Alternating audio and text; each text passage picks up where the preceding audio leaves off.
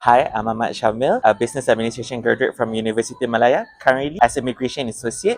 This is Lepas Sekolah. Can you please introduce yourself and tell us about your education journey so far? So my education journey was started like I started SPM in SMK Taman Tasik Taipei. Since Form 1 I was there. And then I got offer for matriculation under Kementerian Pendidikan Malaysia. It's a government program. It's 1 year program and I took accounting stream that time. I studied after 1 year. I decided to apply for universities and I get into Universiti Malaya for Bachelor of Business Administration. Now focusing on like specializing in finance and banking. You mentioned you were in Taiping Yeah. studying for 5 years. What kind of student were you in school? I enjoy doing every single thing. Because I always thought my life, I only live once. I want to enjoy a lot of stuff. I'm the one who I love to explore a lot of things in life to ensure that at least I've done this.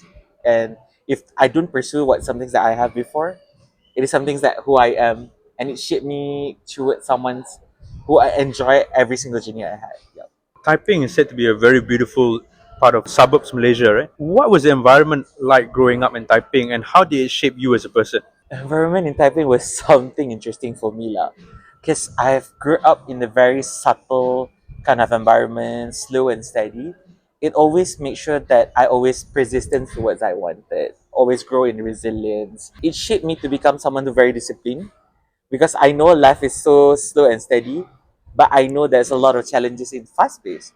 So I need to balance it out. So I found the yin and yangs. How typing shaped me is like you need to find some part of piece of your life rather than like just staying in the fast pace. So like finding balance in between it. That's how my life typing would develop with my family as well. When you were about to take your SPM or even after you graduated and finished your SPM, do you know what you want to do or were you still trying to figure out what there is to life? I guess a lot of students, even me and myself, I don't know what I want to do basically. But I have in mind during Form 4, because I took science stream and accounting. So I start to shift like, oh, I really like numbers. I can comprehend numbers, but I can't comprehend science stream as a whole of it.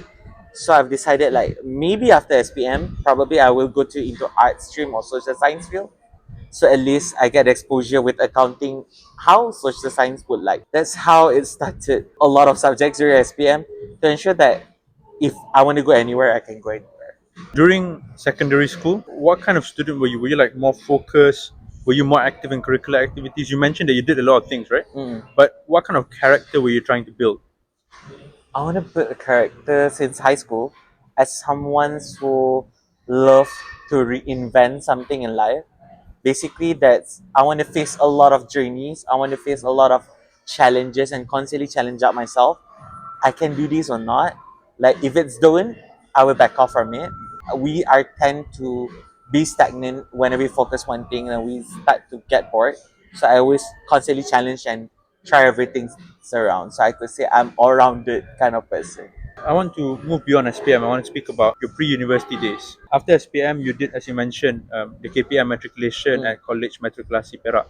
How big of a shift was SPM and typing to matriculation and College Matriculasi Perak? That's some things I could say a lot of shift in life. First is I could say you need to be fully independent.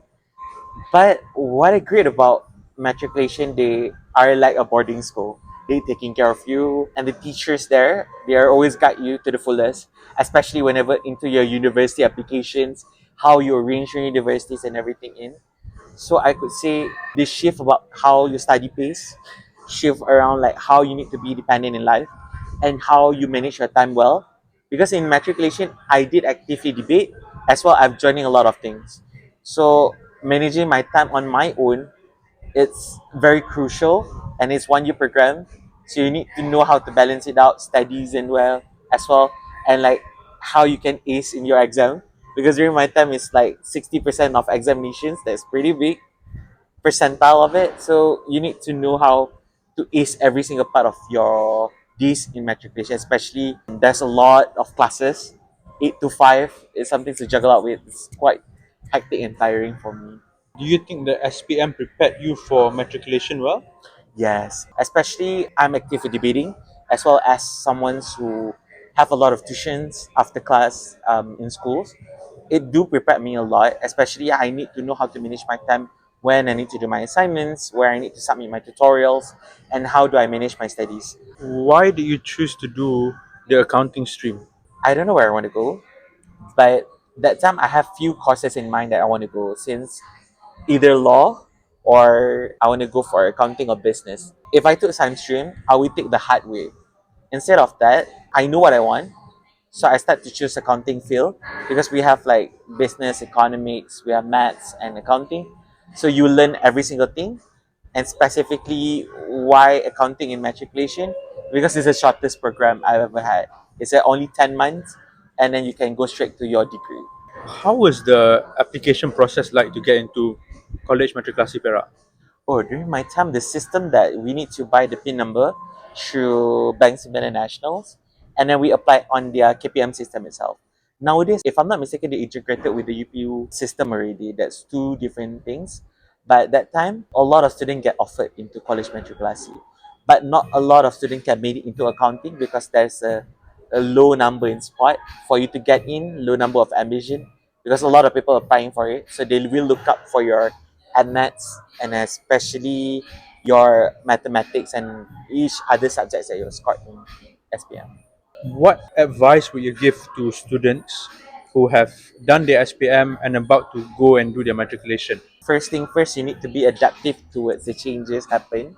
Try to manage your time pretty well, especially how when you want to study, when you want to finish your all of your assignments, and please find some activities that help to balance all those kind of things. And to prepare into the matriculation, nowadays the competition is getting higher. Try your best to get the best result to be in, because that's the best place for you to have like a 10-month program. Upon completing your matriculation, you went to study at Universiti Malaya and Bachelor of Business Administration. What was the application process like to get into Universiti Malaya for this particular course? During my time, we need to apply through UPU. There's a two cycle of it. Basically, you apply with your first semester result, and then you apply into the system first to show the eligibility, what kind of courses that you can apply to. And then that time, for business administration in UM, we have interview. So we need to put into top 5 choices on that. So I put as a first choice to make sure that I managed to get in into the interview. And then after the close part, they will open the second cycle. You need to arrange it according to your eligibility based on your second semester result. Basically, your final result. So that time I was still eligible, and I put UM as a first choice as again. And then waited for like a month or something, and then they call for interview. So the call of interview, like they will give you a date, or please check if the courses that you apply that have interview. During my time, it was a COVID time, so we have everything is online and one-to-one. I have 3 panels. Now I'm going to pose a question that the lecturers posed to you. Mm. Why University Malaya and why Business Administration? Oh, why UM? Because UM is quite established institutions. I've been in UM for school trips since I was 16. We like adopted to some of the residential college. So I would travel around UM that time. And when I saw business and economics faculty, I was like, oh, I want to be in.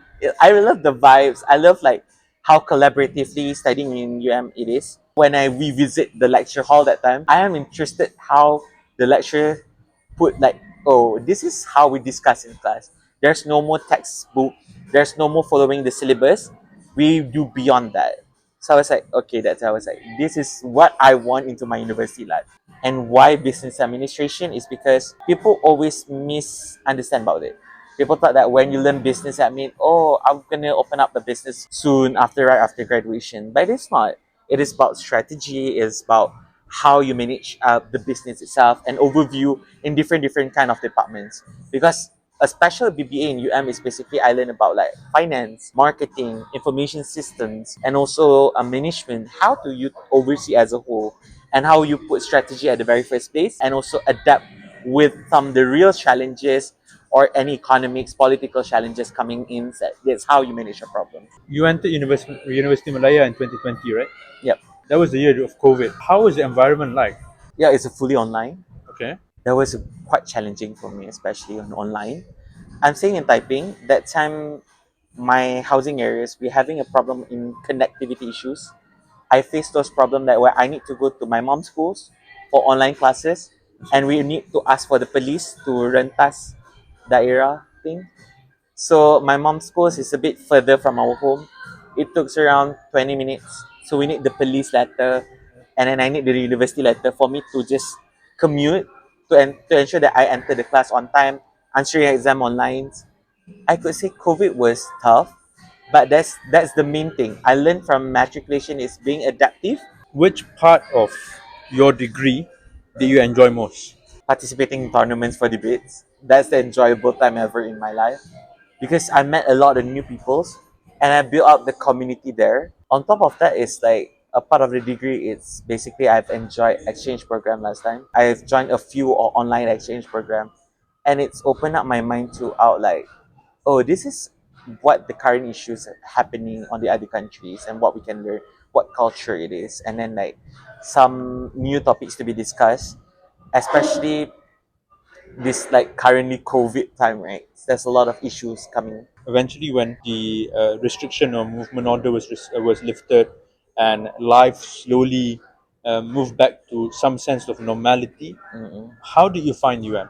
There's a lot of changes happen. Everything is starting to be physical back again. So attending class, waking up in the morning is something that it's a bit hard for me. My residential college is a bit far, so I need to travel a bit. One of the good thing UM made a transition. They don't simply okay, students come in all physical classes, but they make transition time. So we are asked to go back to the classes like okay, half of this group will come to the class, half of this group will stay at their room first. So we switch here and back and forth. You were involved in, if I'm pronouncing this right, ISEC Mm. from 2021 up until 2022, culminating in you becoming the director of the Love Yourself project.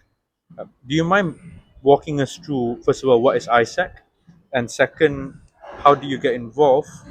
And third, what was the Love Yourself program all about? What is IGCSE is basically the world NGO running by youth for leaderships and also to ensure that every single youth creating impacts. That's the core of IGCSE. Students nowadays just go to the classes, but we want them to create impact to the world and create changes.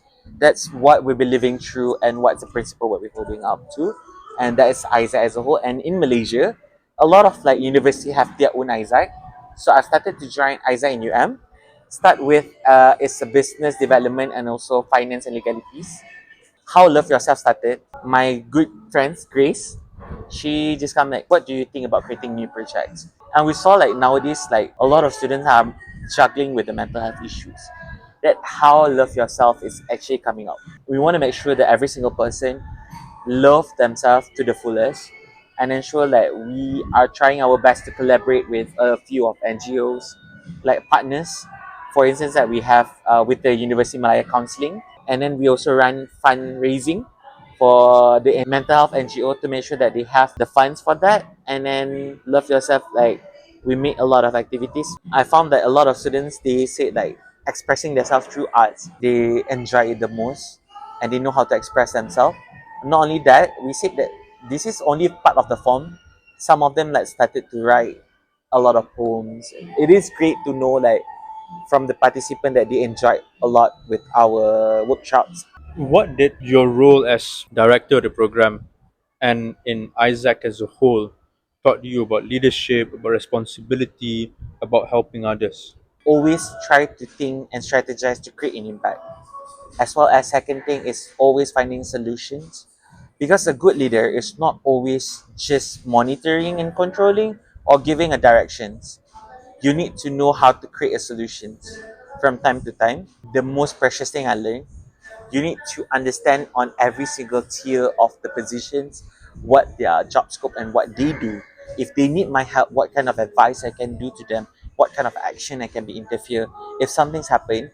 And also don't stay stagnant, don't just wait, take actions, create impact. Isaac taught me that don't lose hope whenever you fail. You have a lot of people always support what you love to do. So that's how the values that I learned from them. Now, I want to talk about something that I believe you're fairly passionate about, which is debating. You have been heavily involved in debating, and you were part of Debat Malaya since 2021, serving across various positions. How did you first enter the debating world? During high school, I'm pretty good at speech that day. I know how to give a very good speech, and I do remember that during high school, my mom and my dad like, oh, since your sister are debaters, like, could you give a try and try something on these kind of activities? And I give a shot during a Form 1 sessions. They have a workshop at the end of the year where we learn on the debating stuff and everything. And I started to fall in love with it. Debating is not only you only think and how to persuade people with your ideas, but actually it's an art of communication. It's not about just persuade people, but how you carry yourself, carry your character, the way you structure your speech, and it also how I learn to argue people in a very manual way. It's like a very proper way, rather than like we just straight away argue like, hey, you're doing this wrong. But instead of doing this wrong, also what is the wrong and what is the right thing that you can do. Interestingly, you were also active in Madras Oratory Malaya, Mm. University Malaya, my apologies, across 6 years actually here. Can you tell us what's the difference between debating and oratory? People always thought that whenever you debate, you don't know how to give a public speaking. You don't know how to start with the poetry. Because in Orator Malaya, is basically, we always been told that you can join at whatever kind of oratory. Because that time we have a competition regarding a motivations. So like some of the debaters know how to give a motivations, know how the art of communications. It's a part of the oratory and they're also participating on that. Because debating itself, I learned that there's a various type of who are you and the character to bring in this oratory field. That's why in we don't separate debate and orator, but we make it all as oratory. The arts communication is the same. It's just the form of like presenting is different. For students who are shy, a bit more introverted, nervous, or perhaps afraid to speak out in public, what advice do you have for them? My advice: start slowly. For me, communications is the essence for everything. If you know how to communicate, you know how to do something in your life. So start small by simply, this is what I've done before. Try to talk to the strangers. It's like saying hi, how are you, where you're from. Start to communicate with strangers. Or you can start to talk with the mirror to know like how confident you are to speak with. And then like whenever you learn to be in oratory or improve in communications, you need to know how to write your points. So beyond that, you need to watch a lot of videos how a good orator speaks. So for me, it's like nowadays there's a lot of TikToks and platform. You just can go through in it and like try to see that and how they speak and try to imitate at first, and then from time to time you know how your character, and you will find out your character in. You served as an intern in Nestle for 6 months. What was that like? It was a very interesting company because it's fast moving consumer group, right? It's some things that you are required for fast paced, fast learning. During my internship time, I've learned so many things and always seek for opportunities. So not only I work with business development, I feel exposure on e-com, key account, taking care of sales, and also business development itself, like giving advisory and also work closely with a lot of various stakeholders, how you manage it and every single thing. How much exposure I've got there open up my eyes that, oh, this is how corporate would like. It's not only you work in your department, but some of that like across departments is a need for you to be more strategized, understand your role, and also working with the various stakeholders is some things that taught you how to manage a different kind of person and also stakeholders and following the authorities as well. Ahmad, now that we are edging towards the end of the interview, I want to ask about your current role. So you are an immigration associate, right? Yep. You're an immigration associate. Do you mind telling us what exactly do you do? What problems do you solve? A lot of people never know about immigration associate would like. They just always think like, oh, whenever we have a visa, we need to apply it. But immigration associate play a vital role, especially for those company professionals. They need advisory. They need specifically what they need to do. So we are actually make ensure that the process is seamless and also helping them for the application process, especially dealing with the authorities, and also know what kind of problem and then how I can cater them to apply the specifically pass on a certain country. So in immigration, we always thought about employee pass, but we never know like for those who want to bring together their spouses, their children. So we are actually also processed for their dependence pass. So on top of that, I work currently in the coordination team. So the analogy I can give to you, I'm like an air traffic controller. So whenever clients come in with, okay, this is my cases, this is my problem, I want to apply for this, and they come to us, okay, we already understand what they want, what the client needs. So we start to do the initiations. So what is initiation? Is basically creating a onboard in the system. So what we need to know, and they can submit a lot of documents inside it, and then also we're gonna pass to the caseworker. So the caseworker will monitor and like start to submit those to authorities, and we get back, or is it done or everything yet? So we will get back to the clients, or is everything done, and we will ask for their how their feedbacks towards the service on us. So like we are monitoring how the caseworker do day-to-day basis, like keep in track, and also to know that is there any changes happen. So the coordination team need to let to know and let the caseworker know, because a lot of people doesn't know that immigrations itself, even in Malaysia and all around the world, there's always a constantly changes. There's always a constantly update on immigration. So as a immigration associate in coordination team, I was responsible to make sure all the case workers, specifically according to the country, know what the news currently happen, and they need to comply with the compliance itself. This whole journey lepas sekolah, can you encapsulate it in 3 words? Resilience, reinvention, survive.